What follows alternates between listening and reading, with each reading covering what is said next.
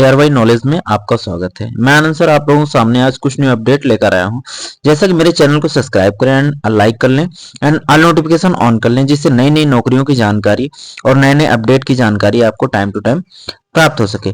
जैसा कि सभी बच्चों को ये पता होगा कि एग्जाम की तैयारी बच्चे जो कर रहे हैं, कम्पिटेटिव एग्जाम की तैयारी, उनके लिए बहुत ही एक अच्छी अपॉर्चुनिटी मेरी तरफ से है। कम्पिटेटिव एग्जाम में सॉलिड तुक्का कैसे लगाएं, जानिए यहाँ।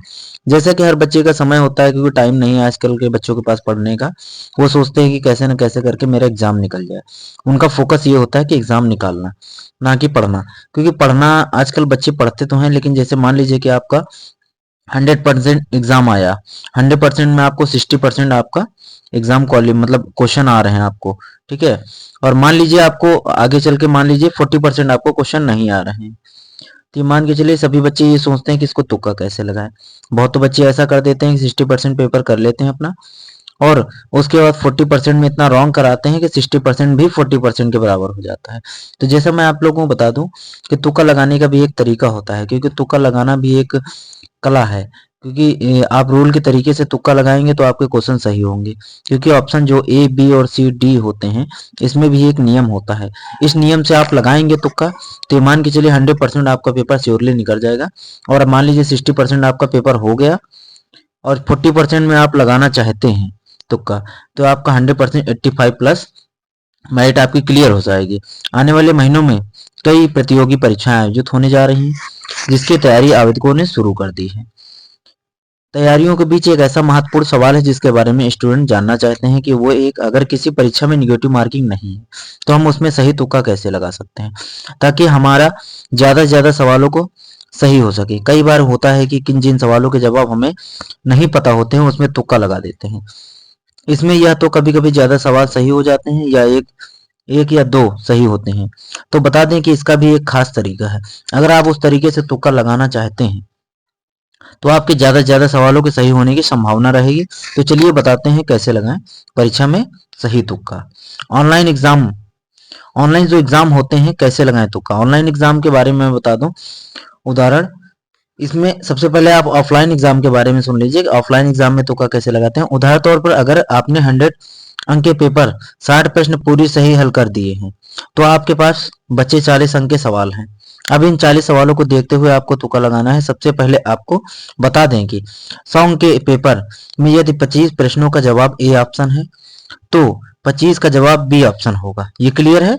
होते हैं, लेकिन अब बहुत ज्यादा अंतर भी नहीं होता है। अब आपको देखना है कि आपने जो सवाल पूरे हल किए हैं उसमें कितने जवाब ए ऑप्शन के हैं, कितने बी, कितने सी और कितने डी के हैं। मान लीजिए आपके पास 4 ऑप्शन है, ठीक है। 4 ऑप्शन, 4 सवाल के सही जवाब ऑप्शन सी है। तो ऐसे में आपको बचे हुए पूरे 40 प्रश्नों में ऑप्शन को टिक कर देना है। पहले भी बता चुका है कि हर प्रश्न को 4 पार्ट में बांटा जा गया है, ठीक है। ऐसे में जिन 4 सवालों का ऑप्शन सी सही है, उस ऑप्शन के और भी बहुत से जवाब सही होने की उम्मीद बहुत ज्यादा हो जाती है। यानी कि इसमें 21 प्रश्न अभी भी और ऐसे होंगे जिनमें ऑप्शन सी सही होगा। तो क्या करें जब बराबर हो ऑप्शन? रेशियो।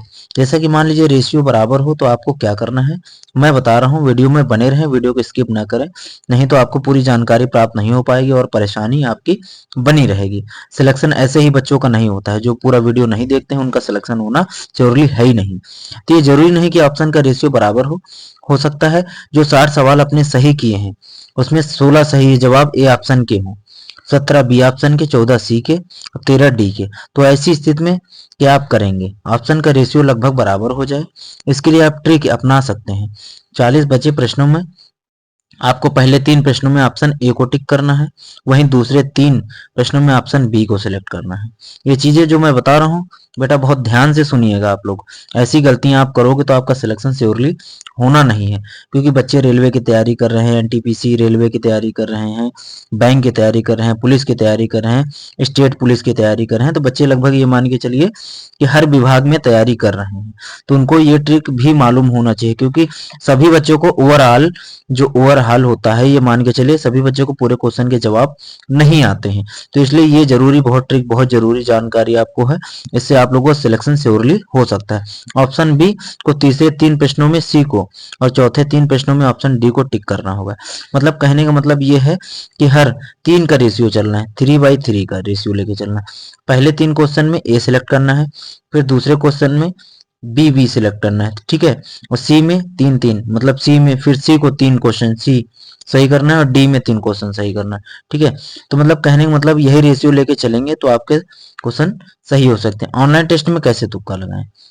ऑफलाइन की बात तो क्लियर हो गई, अब ऑनलाइन की बात, क्योंकि ऑनलाइन पेपर रेलवे कराता है, बैंक कराता है, पीओ कराता है। तो अगर आप टेस्ट ऑनलाइन और अपने 80 सवाल पूरी तरह से सही हल किए हैं, इसमें निगेटिव मार्किंग है, तो आपको अन्य 20 सवालों को तुक्का लगाने की जरूरत नहीं है, क्योंकि 80 सवाल हल करके आप भी आसानी से क्वालिफाई कर सकते हैं। तो ये मान के चलिए आप, तो ये आपके लिए दिक्कत बन सकती है, ठीक है। यदि आपके क्वेश्चन सही हैं पहले से, मान के चलिए 80 क्वेश्चन आपने कर दिए हैं, लेकिन अगर आपने 65 प्रश्न हल किए हैं तो 35 बाकी हैं, तो आपको तुक्का लगाकर ये रिस्क ले सकते हैं। जानिए स्टेप बाय स्टेप तुक्का कैसे लगाएं ऑनलाइन बच्चों के लिए जो ऑनलाइन पेपर होते हैं। स्टेप 1, सबसे पहले बात की कि किसी सवाल का सही जवाब ऑप्शन ए बहुत कम होता है, संभावना बी और सी और डी में ज्यादा रहती है। अगर किसी सवाल में आपकी बी, सी और डी में कंफ्यूजन है तो आप बिना सोचे समझे सी को क्लिक कर दें। 60% तक आपको ये सवाल सही होगा, क्लियर है, ये 100% है। ये लगभग जो बच्चे अच्छे पढ़ाई किए हुए, अच्छे टैलेंटेड बच्चे हैं, उनको ये चीज क्लियर होगी, ठीक है। स्टेप 2 की बात करें तो किसी सवाल में अगर ए कामा सी और डी के सही होने की संभावना दिख रही है तो उसी जगह पर सी को ही क्लिक करें, ठीक है। मतलब डाउट है आपको ए और सी और डी में डाउट है तो आप सी को आंखें मूंद के क्लिक कर दीजिए, ठीक है। स्टेप 3, जिस सवाल में ऑप्शन ए, बी और डी के बीच कंफ्यूजन हो तो ऐसे में ऑप्शन बी को चुनना बेहतर होगा, क्योंकि सी के बाद सबसे ज्यादा सी में ही क्लियर होता है कि क्वेश्चन सी ही सबका सही होता है। उसके बाद मान लीजिए सी में भी कंफ्यूजन है आपको, तो आपको क्या सिलेक्ट करना है? बी, ठीक है। ये चीजें क्लियर ध्यान से सुनना, क्योंकि ये गलतियां बच्चे करते हैं। अगर किसी सवाल का जवाब ऑप्शन डी बिल्कुल नहीं हो सकता है तो ए, बी और सी में कंफ्यूजन होगा, ऐसे में सी ही ऑप्शन क्लिक करें। सी ज्यादा टारगेट किया जा रहा है क्योंकि सी लगभग ही सही, ओवरऑल 35% सही होता है, ठीक है। जिस सवाल में ऑप्शन ए और बी के बीच असमंजस हो उसमें बी सबसे पहले ऑप्शन को चुने, सवाल सही होगा, कंफर्म है। जिस सवाल में ऑप्शन, देखिए ये नहीं होता है, बच्चे बहुत ये होते हैं कि आंखें मूंद के लगाया जाए, आंखें मूंद के नहीं लगाना है आप लोगों को। देखो आंखें कहने का मतलब ये होता है कि आपने क्वेश्चन को पढ़ा, क्वेश्चन को समझा, आपने कहीं देखा होगा, अपने क्वेश्चन को पक्का पढ़ा होगा, आपको ये लगेगा नहीं मेरा बी सही है। तो देखिए ये भी एक श्योरली होता है, आपने पढ़ा है आपको याद नहीं आ रहा है, ये भी बहुत बड़ा कंफ्यूजन है। तो आपने आपको लगा कि नहीं बी मेरा कंफर्म सही है, तो आप बी को क्लिक कर दीजिए। क्योंकि ये होता है ना, कभी कभी ये होता है चीजें हमने पढ़ी हैं हमें याद नहीं आती हैं, लेकिन मान लीजिए आपने सवाल कहीं देखा उसको, आपने फिर उसको सामने आपके क्वेश्चन आ गया, वही आपको याद आया, लगभग आपका टारगेट ये जा रहा है कि बी हमारा ऑप्शन एकदम 190% सही है, तो आप बी को ही सिलेक्ट करिए, क्योंकि जो दिल कहता है वही सही होता है, ठीक है। तो ये बेटा ये चीजें बहुत ध्यान देना, जो चीजें मैं समझा रहा हूँ ये चीजें बहुत गौर से करना, क्योंकि पेपर में जो बच्चे लापरवाही करते हैं उनका सिलेक्शन श्योरली होता नहीं है, और जो बच्चे मेहनत से पेपर देते हैं उनका श्योरली सिलेक्शन हो जाता है। जिस सवाल में ऑप्शन ए और डी में कंफ्यूजन हो, ये चीजें देखिए, ए और डी में कंफ्यूजन हो तो ऐसे में डी ऑप्शन को चुनना बेस्ट विकल्प है। ए और डी में कंफ्यूजन है, ठीक है। जिस सवाल में ए और सी के सही होने की संभावना ज्यादा लग रही हो तो ऐसे में सी ऑप्शन को ही चुनना है, ठीक है। आपको बता दें कि वैसे तो कोई परीक्षा तुक्का लगाकर क्लियर नहीं की जा सकती, वहां आपको 60 से 70% प्रश्नों के जवाब आने ही चाहिए।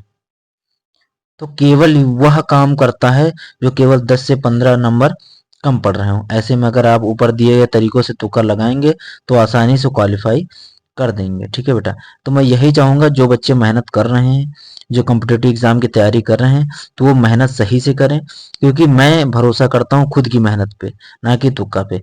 ये उन बच्चों के लिए है, मान लीजिए उसका 70% पेपर सही है, अब 30% पेपर बच रहा है उसमें, तो उसमें 10% से 15% बच्चा पेपर कर सकता है तुक्का लगा के इस ट्रिक से। उसमें ये भी डाउट है कि मान लीजिए आपको 4 क्वेश्चन के, एक क्वेश्चन का 4 ऑप्शन दिया है, तो उसमें ये भी सबसे बड़ा ट्रिक आपको ये देखना है कि A B C D 4 option दिया है, उसमें 2 क्वेश्चन आपको 2 आ रहे हैं कंफर्म, कि नहीं ये 2 में एक कंफर्म होगा, तो उसमें आप तुक्का लगा सकते हैं कि नहीं ए, तो ए भी हमको डाउट लग रहा है बी में। अब उसमें परसेंट करिए कि बी ज़्यादा चांस है, तो बी को आप सिलेक्ट करिए। तो ये चीज़ें बहुत गौर से, जब बच्चे को आएगा तभी कुछ होगा, क्योंकि सबसे पहले आप अपनी खुद की मेहनत पे और कंफर्म में भरोसा करिए। 101% क्वेश्चन को सही समझिए तभी ऑप्शन क्लिक करिए, क्योंकि निगेटिव मार्किंग में बच्चे पेपर में अपना बहुत लापरवाही करके पेपर कराते हैं और सिलेक्शन फाइनली सिलेक्शन में नाम उनका नहीं आता। तो मैं यही चाहूंगा कि मेहनत करके पेपर करिए, अपनी मेहनत पे भरोसा रखिए। तुक्का लगाना कोई बहुत अच्छी बात नहीं है, बस ये है कि 25 से 30 नंबर में तुक्का आप लगा सकते हैं, आपके ये मान के 10-15 नंबर का बेनिफिट हो सकता है। ठीक है, 15% बेनिफिट आपका मिल जाएगा। इससे ये चीजें हो जाएंगी, मान लीजिए आपका 80% में सिलेक्शन रुक रहा है, 10 क्वेश्चन और हैं, तो उसमें 4-5 क्वेश्चन आपने कर लिया तो आपका 90% कवर हो गया, तो इस तरह आपका सिलेक्शन हो सकता है।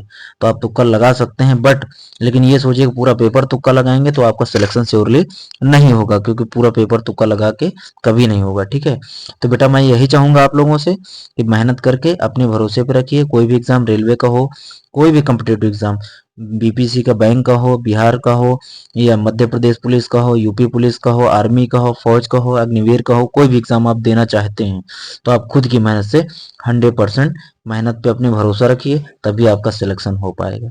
वीडियो बहुत लोग बनाते हैं, तो फर्जी वीडियो में आप टाइम मत वेस्ट करिए, अपना खुद की मेहनत करिए। जिस भी विभाग में, जिस भी पोस्ट के लिए, मान लीजिए आप जीडी के लिए तैयारी करें, एसएससी जीडी के लिए, तो आप उसका सिलेबस निकालिए, सिलेबस के अनुसार मेहनत करिए, करंट करंट पढ़िए, उसका करंट स्टेटस क्या है, करंट न्यूज़ पढ़िए, और डेली डेली करंट अफेयर पढ़िए। ठीक है, उसका जो भी रीजनिंग, जीके, मैथ और इंग्लिश जो भी है उसका सिलेबस तैयार करिए, बढ़िया स्टेप बाय स्टेप पढ़िए, तैयारी करिए, आपका सिलेक्शन श्योरली होगा। धन्यवाद। आपके साथ आनंद सर। मेरे चैनल को लाइक करें एंड सब्सक्राइब करें एंड ऑल नोटिफिकेशन ऑन कर लें, जिससे नई नई नौकरियों की जानकारी आपको टाइम टू टाइम प्राप्त हो सके। धन्यवाद। आपके साथ आनंद सर।